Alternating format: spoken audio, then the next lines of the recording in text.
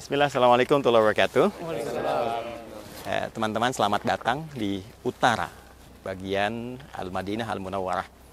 Ya, dulu daerah ini termasuk daerah yang sangat diidolakan oleh orang-orang Yahudi saat mereka terusir di wilayah Eropa, dikejar-kejar, kemudian mereka merasa ada harapan yang sangat tinggi karena ada pengabaran di dalam Taurat akan ada Nabi Agung, Nabi hebat, dan akan berdomisili di daerah Yathrib ini yang kelak dikenal dengan Al-Madinah Al-Munawwarah. Itu sudah dicirikan dalam kitab mereka, sehingga mereka memutuskan ketika dikejar-kejar oleh pasukan Romawi dan sebagainya, sebagian dari mereka memutuskan untuk datang ke wilayah ini dan memilih wilayah utara. Nah, utara ini dikenal dulu subur. Daerah-daerah ini subur, yang selatan itu yang sekarang kita ada di area masjid, justru itu yang gersang.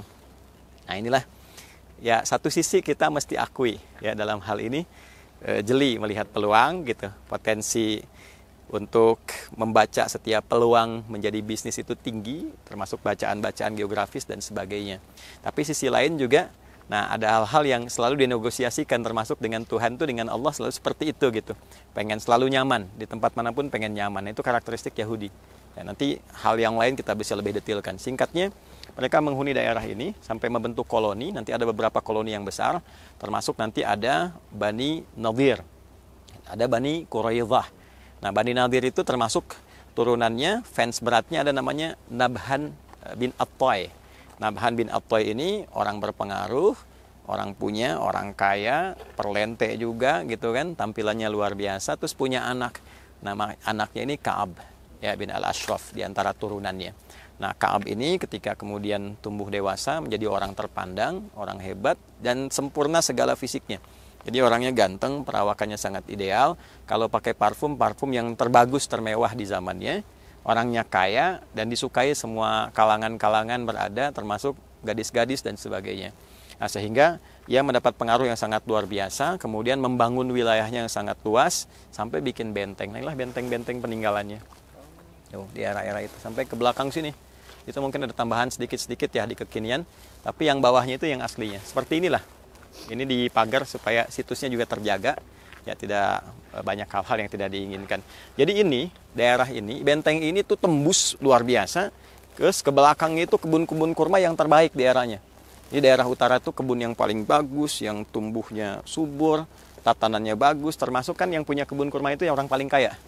Ya, jadi dia kalau kita pengen lihat orang Arab kaya itu, dia ukurannya bukan hanya unta, bisa punya unta, tapi dengan unta yang paling bagus. Nanti ada unta kan macam-macam, ada unta merah, unta hitam itu paling mahal, satunya bisa ratusan juta gitu. Nah, kemudian kebun kurma. Nah, kebun kurma ini ada level-levelnya lagi. Punya Ka'ab itu yang terbaik, jadi kebunnya banyak, dia bangun istana, dijaga oleh pasukan-pasukan khusus di setiap bentengnya. Jadi orang tuh sudah menyimpulkan nggak mungkin tembus lah, ya nggak mungkin tembus. Nah, dari kondisi inilah kemudian penjagaan dan sebagainya dia merasa kuat, sehingga merasa punya pengaruh gitu, ingin membentuk satu bagian oligarki tersendiri dalam kehidupannya. Nah, maka ketika Nabi datang, kemudian berhasil, Nabi SAW membangun satu peradaban yang bagus, menang di Perang Badar, ini termasuk orang yang sangat tidak suka dengan peristiwa itu, sehingga merencanakan satu hal yang tidak baik pada satu kondisi yang sudah disepakati, ya fakta kebersamaan membentuk satu kehidupan berbangsa, bernegara, bermasyarakat di Madinah. Itu yang dikenal dengan Piagam Madinah. Jadi semua suku ikut. Nah, Ka'ab ini termasuk nanti provokator yang berkhianat tentang itu. Jadi begitu kemudian tidak terfikir orang Quraisy untuk refund sebetulnya, untuk balas tuh nggak terfikir ketika kalah di Badar. Tapi karena provokasi Ka'ab ini, jadi orang ini tuh kalau bicara, saking pandainya merangkai kata, retorikanya hebat, itu orang yang nggak nangis bisa nangis. Gitu. Orang yang nggak marah bisa marah. Dia sendiri datang kemudian ke Mekah untuk memprovokasi. Masa sih kalian kalah sama pasukan begituan gitu? Ya, bukan ahli militer, pasukan seadanya, terbelakang kok tiba-tiba kalah. Padahal pasukan Muhammad tuh bisa dikalahkan gitu. Ya, nggak susah. Terus kemudian dijelek-jelekan dan sebagainya. Lalu di dalam dibikin fitnah, terutama antar ibu-ibu. Nah, ini udah dari dulu nih. Ya, jadi provokator masuk ke kalangan ibu-ibu sudah banyak nih.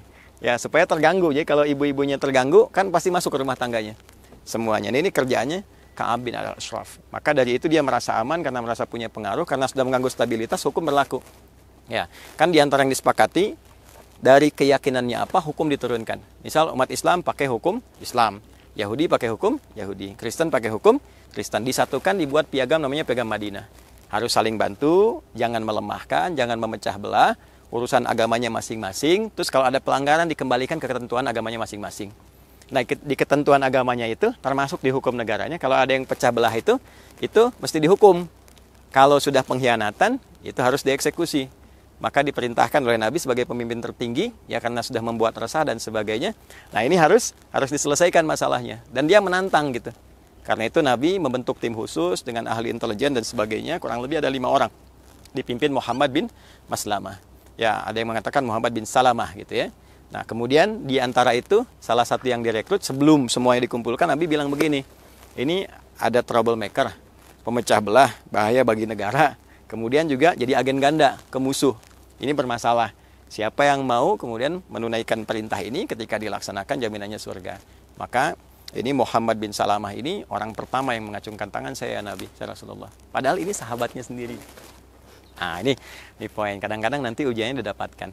Jadi saya pernah katakan ini, kalau di sejarah, apalagi di Quran, di hadis, nggak disebutkan namanya siapa, tokohnya siapa, kejadiannya kapan, ini menunjukkan potensi terjadi itu akan terulang di kemudian hari. Dengan tokoh yang berbeda, tapi substansi yang sama. Jadi boleh jadi persahabatan yang dirintis dari kecil itu, ketika pilihan hidupnya berbeda, nah itu melahirkan resiko yang tidak sama. Atau juga ada kesan sahabat bisa mengkhianati, orang dekat berpotensi jadi masalah gitu. Maka persahabatan itu tidak berlaku dalam keburukan. Ada toleransi untuk mengingatkan. Jadi mengingatkan itu iya, gitu kan? Mengajak iya, tapi kalau sudah membahayakan, maka hukum ditegakkan. Itu yang dimaksud, walaupun itu keluarga sendiri, kerabat sendiri dan sebagainya, tapi kalau membahayakan dan sudah melampaui batas toleransi, hukum ditegakkan sesuai aturannya. Nggak boleh melampaui batas juga gitu. Nanti hukum ke anak beda ya, dan sebagainya. Maka beliau mengajukan diri, dan tanpa diduga keponakannya Abu Nailah pun mengajukan diri. Saya masuk tim juga, keponakannya Ka'ab ini. Jadi ada tim 5 nanti. Ya, nanti ada Hadar bin Bishr, kemudian nanti ada Bishr itu ada 2 nanti, yang Al-Haris bin Bishr dengan Hadar bin Bishr, kemudian ada Abu Nailah dan Muhammad bin Salamah. Masuk ke dalam tim itu, ada 1 lagi nanti, sehingga berjumlah seluruhnya 5 orang. Nah, ini menyusun strategi. Jadi detail sekali, memetakan ini bentengnya berapa lapis, penjaganya ada berapa, kebiasaan Ka'ab itu apa, keluar jam berapa, senangnya bagaimana. Maka disimpulkan, ini nggak mungkin bisa masuk, pasti ketahuan, kecuali harus ada kesimpulannya orang yang anti dengan Nabi dulu. Ya, baru bisa jadi teman. Maka sedekat-dekatnya pun Muhammad bin Salamah tadinya kan dekat dengan Nabi Muhammad nih. Tahu nih, nggak akan mungkin bisa masuk. Maka beliau minta izin dulu kepada Rasulullah, dan inilah satu-satunya orang yang diizinkan untuk mencela Nabi dalam hidupnya. Satu-satunya orang ini, demi tugas. Ya, maka Rasulullah, saya minta izin, mungkin saya akan dalam menunaikan tugas ini berlaku hal yang kurang pantas. Mungkin akan mencela Anda dan sebagainya, tapi demi tugas. Diizinkan oleh Nabi, satu-satunya orang yang ditoleransi mencela Nabi, dalam tanda petik. Maka ketika itu beliau bikin satu pernyataan, datang ke Ka'ab ini, Ka'ab, aduh ternyata engkau benar. Muhammad ini begini, disebutkan hal yang jelek. Ka'ab senang kan? Kan saya dulu bilang apa, dari dulu sudah saya katakan begini. Akhirnya senang dengan suasana itu, diajak-ajak, lalu disampaikan, aku lagi butuh nih, ya minta bantuan, masalah finansial dan sebagainya. Nah, Yahudi selalu begitu, ngitung dulu, jaminannya apa? Nah, jaminan apa? Jaminan tuh dulu Ka'ab itu cuma boleh 2. Kalau nggak harta, itu istri, gitu, atau dari kalangan kerabat, ya biasanya itu. Ya, terus disampaikan, ya saya nggak punya harta, gitu kan? Ah, ya udah istrimu aja. Oh, masa orang ganteng seperti ini hebat nih, orang ganteng seperti ini, orang hebat, orang tampan, ya orang yang luar biasa, hartawan, harus disandingkan istri saya yang sedemikian rendahnya gitu. Maka Ka'ab tuh terbawa suasananya. Kalau gitu apa jaminannya? Gini aja, saya nanti akan kumpulkan pedang, ya kan cukup berharga tuh. Dari teman-teman, dari kita semua saya kumpulin di jaminan. Saya minta pinjaman deh, ya jadi loan ke Ka'ab bin Ashraf untuk satu proyek. Oke, disepakati. Kapan disepakatinya? Hari sekian, ya malam suasananya, nanti saya akan datang membawa jaminan itu di tempat kamu. Nah, maka pada malam itu terjadilah kemudian sebuah peristiwa direncanakan. Jadi Abu Nailah ini yang keponakannya, dia siap-siap melobi ke dalam supaya nanti bisa keluar. Terus beberapa yang 3 tadi dia sembunyi di balik semak-semak untuk menyiapkan diri. Nah, yang 1 Muhammad bin Salamah nanti akan masuk untuk bernegosiasi dan mengajukan pinjaman itu. Jadi begitu datang, ternyata si Ka'ab ini baru dapat istri baru. Pas malam pertama malamnya, gitu. Jadi begitu mau ketemu, nah terus saya pamit dulu sebentar, ada tamu saya janjian. Nah, kata istri barunya ini, nah inilah satu feeling yang kadang-kadang juga bisa baik, bisa tidak baik. Jadi di Quran itu kalau sudah suami istri itu diikat nafsu wahidah. Jadi nggak bisa dibohongin. Nah, yang belum nikah nanti ya. Jadi nah, nggak bisa tuh kalau kita bilang di kantor, ternyata di pasar ya, atau di misalnya di mana gitu. Nah, itu feeling. Ya, ada feeling ya di hati pasangan kita itu. Nah, ini ada feeling, dia mengatakan gini, jangan keluar, aku mencium bau darah katanya malam ini. Ya, kata istri barunya itu. Terus kata Ka'ab, jangan khawatir lah, ini kan benteng kita tuh besar, kuat dan sebagainya. Nanti diabadikan beberapa persepsi orang-orang pada masa itu termasuk muslim, saking pesimisnya nggak mungkin ditembus. Itu sampai diabadikan nanti di beberapa ayat dalam Al-Qur'an itu. Nah, secara singkatnya tetap dia keluar. Begitu keluar langsung dipuji sama Muhammad bin Salamah itu karena tahu ya kebiasaannya, oh ini luar biasa, parfum yang sangat hebat, yang sangat indah ini gitu kan. Nah, senang terbawa, boleh dong saya lihat-lihat dulu aset kamu di sini. Maka dibawa keliling-keliling, ditunjukin, ini punya saya ini, aset saya ini, tunjukin pohonnya begini, sampai dibawa ya, kemudian tanpa terasa ke tempat yang 3 bersembunyi tadi itu. Nah, begitu dibawa, sudah dikasih kode. Nah, kemudian disampaikan, ya, aku selama ini belum pernah hormat sama kamu parfumnya wangi, boleh nggak aku cium kepala kamu? Nah, di kultur Arab itu nyium kepala itu kehormatan. Makanya kiai, syekh itu seringkali dicium kepala itu untuk menunjukkan penghormatan. Mau boleh, maka begitu kemudian turunkan kepalanya, mau dicium, dipegang kepalanya, kasih kode, langsung keluar yang 3 itu langsung dipenggal. Gitu ya. Ada mengatakan tusuk dulu dan sebagainya. Intinya dia meninggal tahun 624 Masehi. 624 Masehi. Jadi pada saat itu selesai dia meninggal, langsung dalam riwayat dia menyebutkan kepalanya dibawa gitu kan, dipenggal, selesai tinggalkan. Itu 5 orang aja menyelesaikan persoalan ini. Anda bayangkan tuh ya. Nah, ini di TNI dan sebagainya, pasukan khusus tuh gimana menyelesaikan sesuatu yang nggak banyak-banyak, cukup 5 orang infiltrasi masuk ke dalam, selesai gitu, beres, pulang, sampaikan ke Nabi, tugas selesai. Maka heboh lah ini, selesai semuanya dan seterusnya. Jadi ini wilayah yang paling makmur di zaman dulu, utara, tapi Allah balik, sekarang selatan yang makmur, ini yang hancur. Gak ada apa-apa tuh, cuman sampah gitu ya, terus kayak gini. Nah, ada menarik tuh di Quran itu, beberapa kadang disisakan oleh Allah, dijaga. Ini kan bisa aja hancur gitu. Terus kan hati orang bisa digerakkan kan, 15 abad ngapain ada begini, bisa aja dibikin proyek dan sebagainya. Tapi kenapa hatinya ditahan?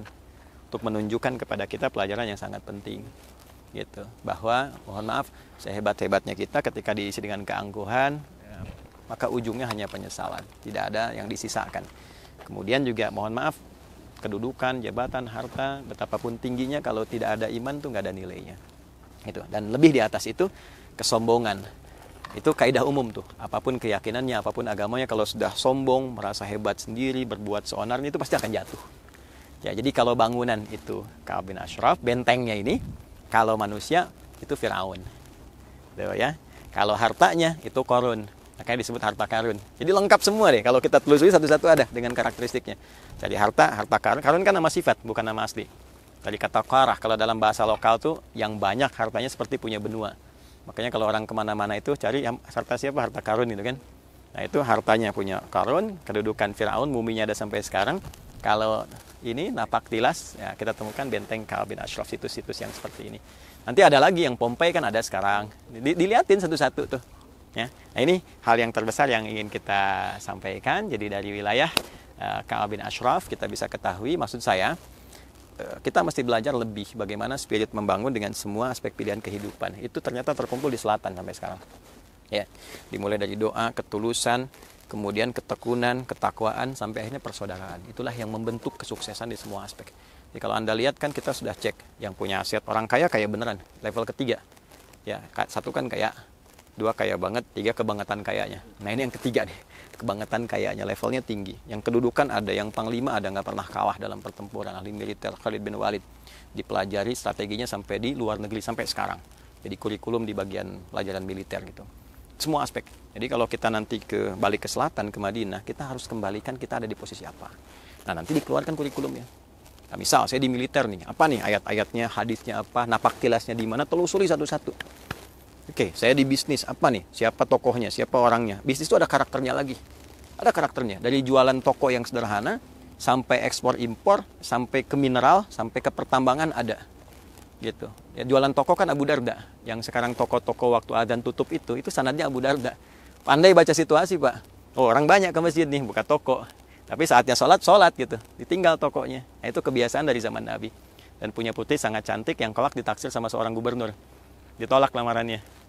Gitu. Cuman sederhana aja. Aku didik anak ini, malamnya tahajud, dekat dengan Allah, dia baca Quran, sedangkan Anda orang sibuk. Aku khawatir ketika nikah dengan Anda, hilang nanti investasi aku yang telah aku didik selama ini. Gitu. Nah, ini itu mahal sekali tuh. Ya, bukan karena nggak pengen jadi punya menantu seorang gubernur dan sebagainya, tapi ukuran itu sampai akhirat ditinjaunya. Ya, lebih bagus kalau misalnya punya kedudukan tapi dekat dengan Allah, lebih bagus tuh kondisi-kondisi itu. Nah, ini kita dapatkan semua di sana, termasuk yang pakar di bidang pendidikan, sampai nursing juga ada, keperawatan, kedokteran ada, tokohnya lengkap, siapa, posisinya di mana, rumahnya di mana, dan disiapkan dari sejak kecil. Itu di selatan. Ya, jadi itu kurang lebih wilayah seputaran ini, mudah-mudahan bermanfaat untuk bisa kita dapatkan. Ada yang lebih parah dari ini, namanya Abu Jahal. Kuburannya jadi tempat sampah sampai sekarang. Kuburan Abu Jahal jadi tempat sampah sampai sekarang, dan baunya luar biasa. Itu. Pokoknya di sini tuh yang bermasalah, yang diabadikan di Quran, terhina sekali. Masjid Dirar sekarang jadi tempat jualan arang. Kan itu dihancurkan, dibakar. Sekarang itu masih jadi tempat jualan arang sampai sekarang. Dari 15 abad. Gitu. Kalau Abu Jahal itu sudah viral keadaannya. Nah, ini Ka'ab. Saya kira itu gambarannya, mudah-mudahan bermanfaat dan diterima sisi Allah Subhanahu wa taala. Tinggal PR besar itu gini. Kita mau bawa apa sepulang dari umroh ini? Nah, itu yang harus kita dapatkan.